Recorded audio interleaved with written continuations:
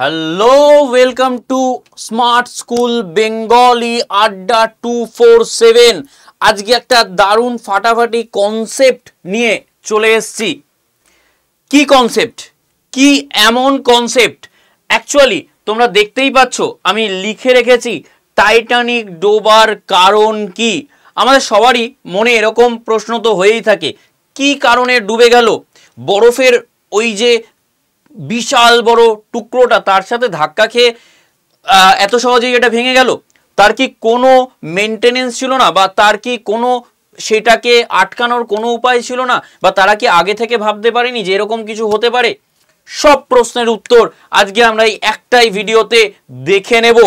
তো সব কিছু জানার আগে ছোট্ট করে একটু জেনে নেব আমরা টাইটানিকের ইতিহাস, অর্থাৎ এর হিস্ট্রিটা আমরা একটু জেনে নিই, কারণ সব কিছুরই হিস্ট্রিটা খুব গুরুত্বপূর্ণ এবং আমার মনে হয় জানা দরকার।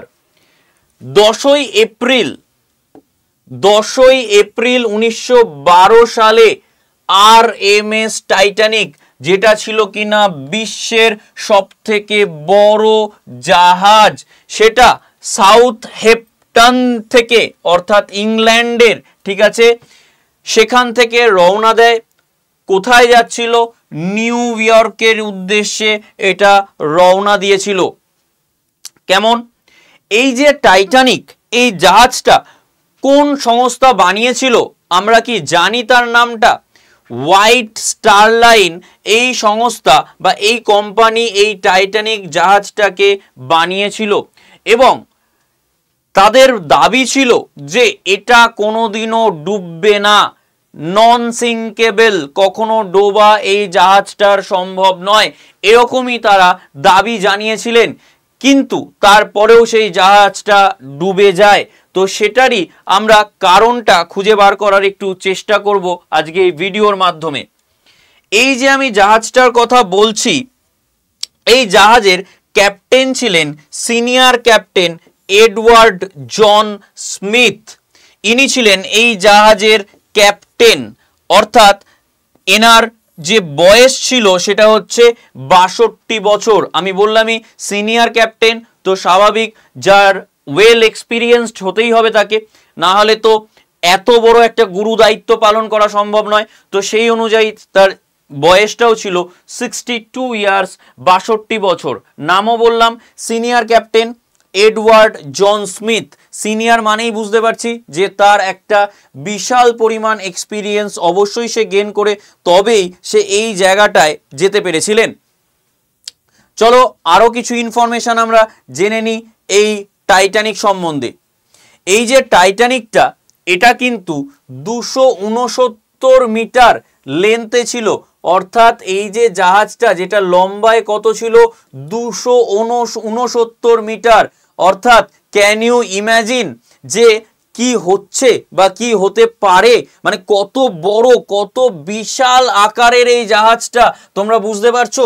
269 মিটার শুধু লম্বায়, এবং দেখো এর উচ্চতাটা ছিল প্রায় 50 মিটারেরও বেশি। তার মানে বুঝতেই পারছো বিশাল বড় একটা বিল্ডিং বা বাড়ির সমান বলা যেতে পারে, বিশাল উঁচু এবং সঙ্গে বিশাল বড় এই জাহাজটা তৈরিতে খরচ পড়েছিল, এই জাহাজটা তখন তৈরিতে খরচ পড়েছিল প্রায় $400 মিলিয়ন।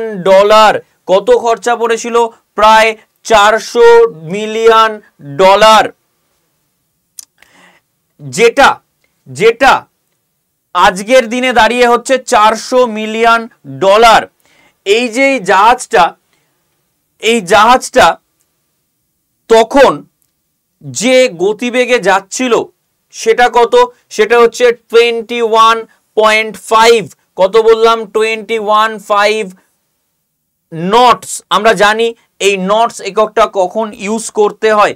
এই বেগে চলছিল, অর্থাৎ যদি আমি সেটাকে অন অ্যান অ্যাভারেজ বলি তাহলে মোটামুটি এটা 40 কিলোমিটার পার আওয়ার গতিতে কিন্তু চলছিল। এই জাহাজটা কিন্তু সেই মুহূর্তে 40 কিলোমিটার পার আওয়ার গতিতে চলছিল। বিশাল, মানে সেই মুহূর্তে সেই গতিটাও বিশাল, মানে অনেক অনেক অনেক বেশিও ছিল। এই জাহাজটাতে কি ছিল না, দেখো এই জাহাজে ছিল দুটো বড় বড় heated swimming pool, restaurant, library সব কিছুই এই জাহাজে অ্যাভেলেবেল ছিল। মানে একদম বলা যায় যে আমরা একটা শহরের মধ্যে যা যা পেয়ে থাকি সব কিছু এই জাহাজটার মধ্যেই ছিল। সেটা তো আমি তার যে উচ্চতা বা দৈর্ঘ্য বলো বা আয়তন বলো সেটা থেকেই বুঝতে পারছি। এবং তার যে খরচাটা মানে ভাবার বাইরে, যে এই যে $7.5 মিলিয়ন সেই সময়কার $7.5 মিলিয়ন সেই সময়কার খরচা, যেটা বর্তমানে আমি বলছিলামই যে $400 মিলিয়ন খরচা হয়েছিল শুধুমাত্র এই জাহাজটা তৈরিতে।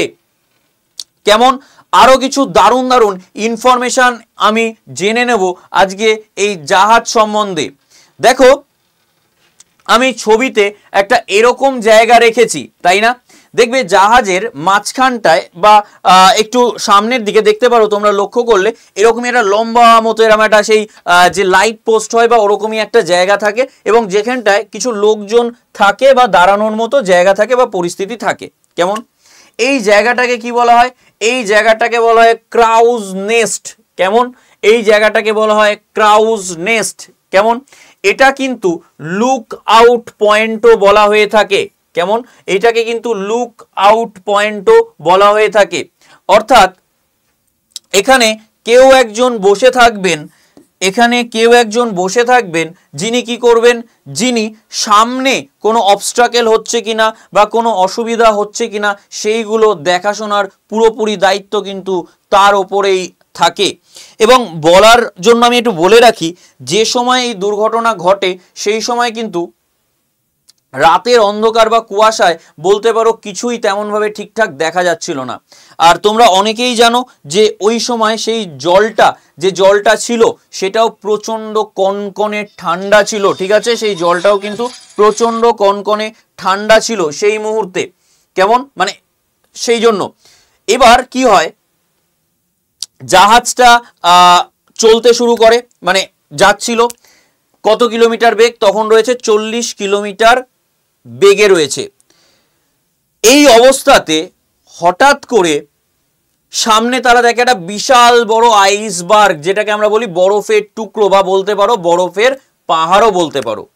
আমরা জানি যে এই যে বরফের পাহাড়, এর 1 ভাগটা হয়তো আমরা দেখতে পাই আর বাকি 9 ভাগটাই থাকে জলের নিচে। অর্থাৎ বোঝা সম্ভবই নয় যে সেটার আকারটা কি বিশাল পরিমাণ হতে পারে।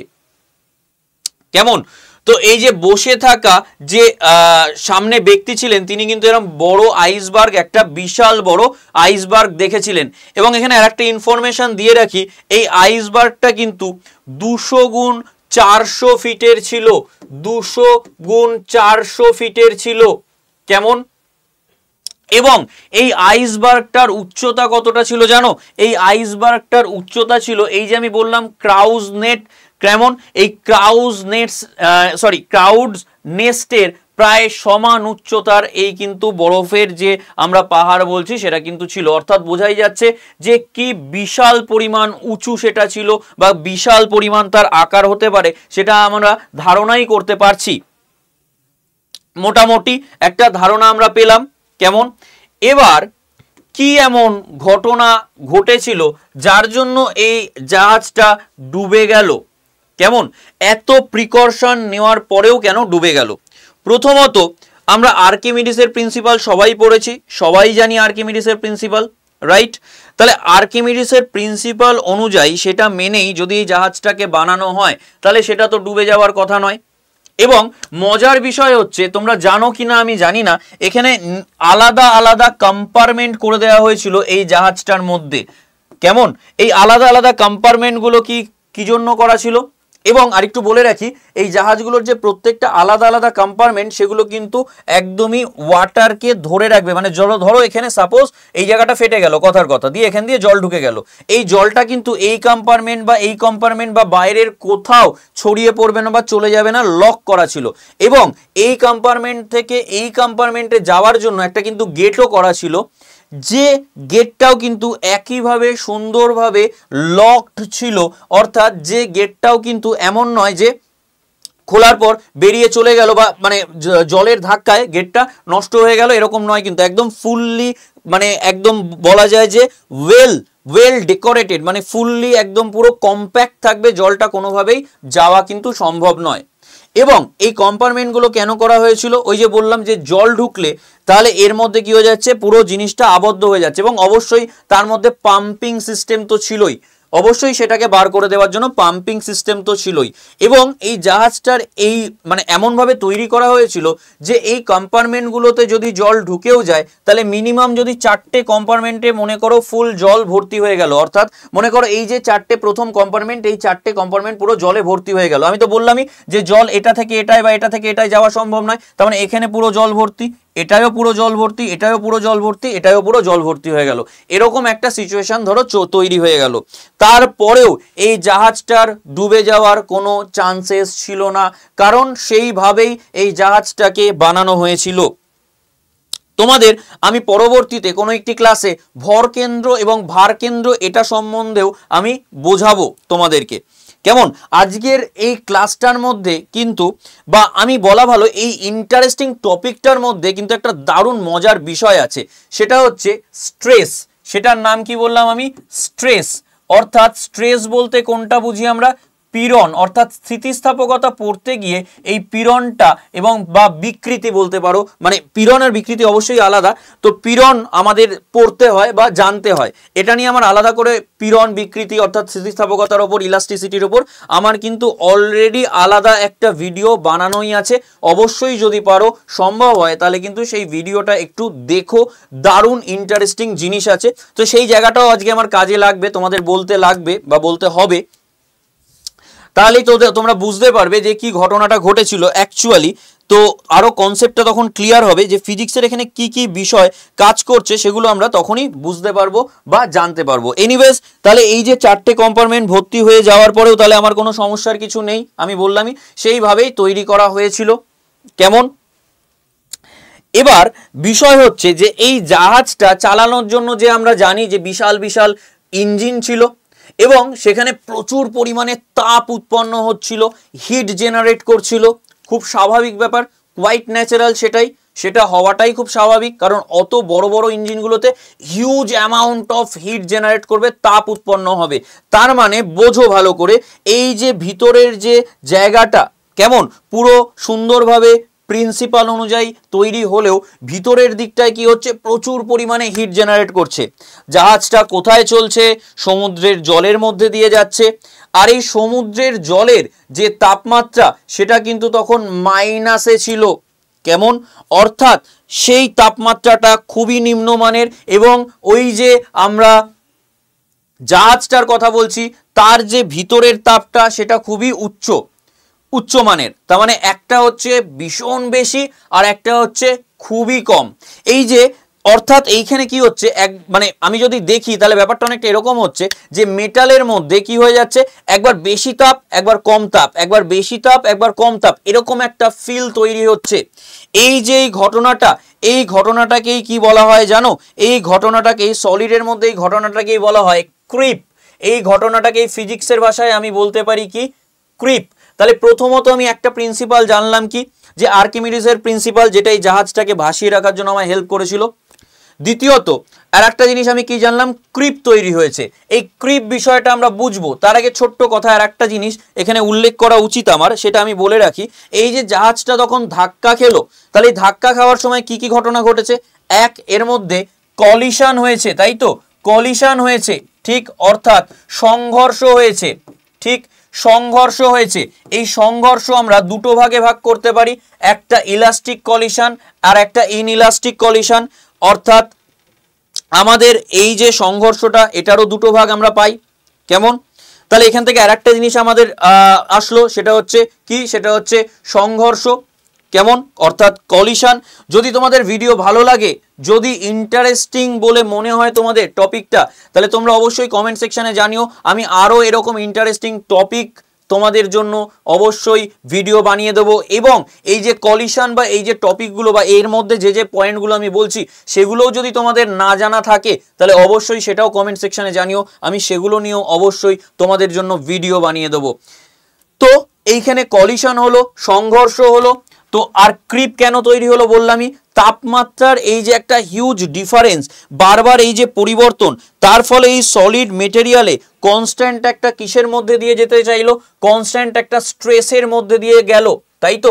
অর্থাৎ বলতে পারি এই মেটালের মধ্যে কি হলো, একটা ডিফরমেশন তৈরি হলো, বিকৃতি তৈরি হলো।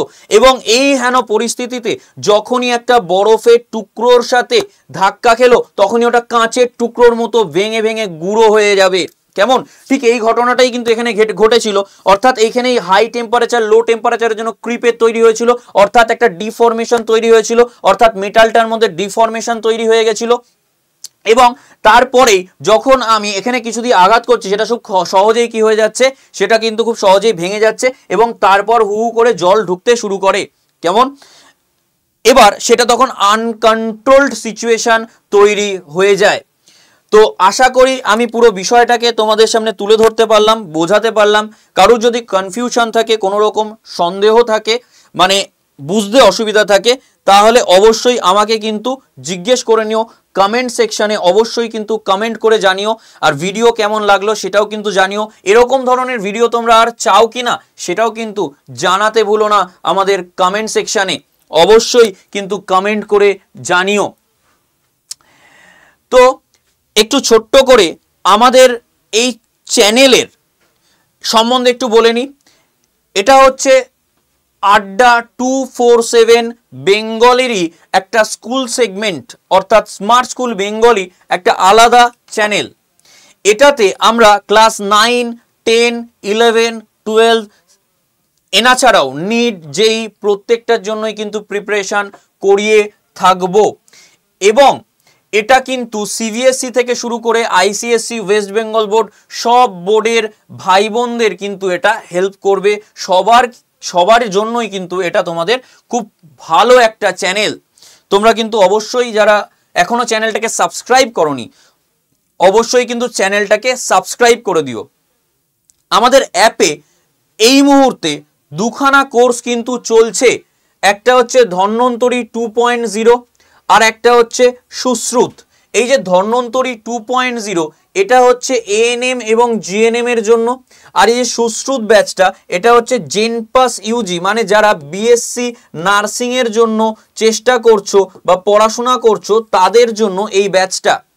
আমাদের ইউটিউব ভিডিওতে প্রচুর ম্যারাথন ক্লাসেস, মানে অনেক ম্যারাথন ক্লাসেস আসছে এবং অন্যান্য অনেক, আমার যেমন ফিজিক্সের আলাদা করে প্লেলিস্ট বানানো আছে, সেই ভিডিওগুলো দেখো ভালো করে। সেই ভিডিওগুলো ভালো যদি লাগে তাহলে অবশ্যই সেখানে কমেন্ট করো তোমাদের আর কীরকম ধরনের ভিডিও চাই। এবং যারা মনে করছো নার্সিং, বিএসসি নার্সিং এর জন্য পড়বে, বা যারা মনে করছো যে এএনএম জিএনএম এর জন্য পড়বে, তারা অবশ্যই এই ব্যাচগুলো নিয়ে দেখতে পারো। যারা এই ব্যাচে ক্লাস করছে তারা জানে কিভাবে ক্লাস করানো হচ্ছে, ধরে ধরে সুন্দরভাবে কিন্তু ক্লাসগুলোকে করানো হচ্ছে। কেমন, এই ব্যাচ তোমরা নেবে কিভাবে, এই যে ধরো ধন্বন্তরী 2.0 বা সুশ্রুত, এই ব্যাচগুলো নেবার জন্য তোমাকে অ্যাপটাকে ইনস্টল করে নিতে হবে। তারপর অ্যাপে গিয়ে স্টোর বলে একটা অপশান পাবে, সেই অপশানে ক্লিক করলেই তোমাদের একটা ইন্টারফেস বা একটা পেজ চলে আসবে, যেখানে তোমরা বেঙ্গলি নার্সিং বলে একটা অপশান পাবে। সেটাতে ক্লিক করলেই তোমরা এরকম ধরনের একটা পেজ পেয়ে যাবে। আবারও বললাম, এটা হচ্ছে জেনপাসের জন্য, এটা হচ্ছে এএনএম জিএনএম এর জন্য। তো আমি যদি এএনএম জিএনএম এর কথাই ধরি, তাহলে এই যে এএনএম জিএনএম এটাতে যে ক্লিক করবে তখন এরকম ধরনের একটা পেজ খুলবে। এই পেজটাতে গিয়ে একটা কুপন অ্যাপ্লাইড এরকম কিছু থাকবে, এটাকে প্রথমে ক্রস করে দেবে। যেই ক্রস করবে সঙ্গে সঙ্গে এটা অ্যারো মতো চলে আসবে, এই অ্যারোটায় ক্লিক করবে। করবার পর দেখো এখানে একটা এন্টার কুপন কোড বলেছে, এখানে একটা কোড দিয়ে দেবে Y982। স্যার এই কোড দিলে কি লাভ আমার, কি এমন ফেসিলিটি হবে? হ্যাঁ, ফেসিলিটি হবে বলেই তো এই কোডটা দেওয়া। এই কোডটা যেই দেবে সঙ্গে সঙ্গে তোমার দামটা কোর্সের অনেকটা ডিসকাউন্ট হয়ে যাবে, নিজেরাই সেটা দেখতে পাবে। তারপরে এর পাশে কি করে দেবে, অ্যাপ্লাই। এই অ্যাপ্লাই করবার পর দাম কমে যাওয়ার পর একটু দেখে নেবে যে এই ইউজ কয়েনটা ব্লু টিক করা আছে কিনা, যদি থাকে তারপরে নেক্সট প্রসিডিওর করে দেবে বাই নাও। নাও এই যে কোর্সটা, এই কোর্সটা কিন্তু তুমি নিয়ে নিতে পারবে। ঠিক একইভাবে আরেকটু বলে রাখি আর একটা জিনিস, যারা জেনপাসের জন্য চাইছো তারাও একইভাবে ঠিক জেনপাস ব্যাচটাকে ক্লিক করলে এখানে সেম টাইপের একটা পেজ চলে আসবে, শুধু এই জায়গাটায় আসবে জেনপাস। ঠিক একইভাবে এখানে কুপন অ্যাপ্লাই করবে, দেখে নেবে যে ইউজ কয়েন করা আছে কিনা, তারপরে করে দেবে বাই নাও। ওকে, এখনো যারা টিল চ্যানেলটাকে সাবস্ক্রাইব করোনি তাদেরকে আমি বলবো অবশ্যই অবশ্যই চ্যানেলটাকে সাবস্ক্রাইব করো। দারুণ দারুণ সুন্দর সুন্দর ভিডিও আসছে, ভিডিওগুলো তোমাদের কিন্তু খুব খুব খুব হেল্পফুল হবে। এবং কমেন্ট সেকশনে জানাও যে কেমন লাগছে। ব্যাচ সংক্রান্ত যদি কোনো কোয়ারিজ থাকে বা কোনো রকম অন্য কোনো কোয়ারিজ থাকে, এটা আমার সাথে ডিরেক্টলি যোগাযোগ তোমরা করতে পারবে 9681262518 এই নাম্বারে কিন্তু ডিরেক্টলি তোমরা আমার সাথে যোগাযোগ করতে পারবে। জেনপাস ধরো তুমি ব্যাচ নিতে চাইছো, জেনপাস লিখে নিজের নাম লিখে আমায় হোয়াটসঅ্যাপ করো, বা এএনএম জিএনএম ব্যাচ নিতে চাইলে সেটা লিখে তোমরা আমাকে জাস্ট একটা হোয়াটসঅ্যাপ করে দাও। বোঝাতে পারলাম? আশা করি ভিডিওটা সবার ভালো লেগেছে। ভালো লাগলে প্লিজ লাইক করো, শেয়ার করো। চ্যানেলটা এখনো যারা সাবস্ক্রাইব করোনি অবশ্যই চ্যানেলটাকে সাবস্ক্রাইব করে নাও। এই চ্যানেল সবার জন্য, তোমাদের জন্য, সবাইকে হেল্প করবে। তো আজকের মতো টাটা, দেখা হচ্ছে পরবর্তী কোনো ভিডিওতে। Thank you.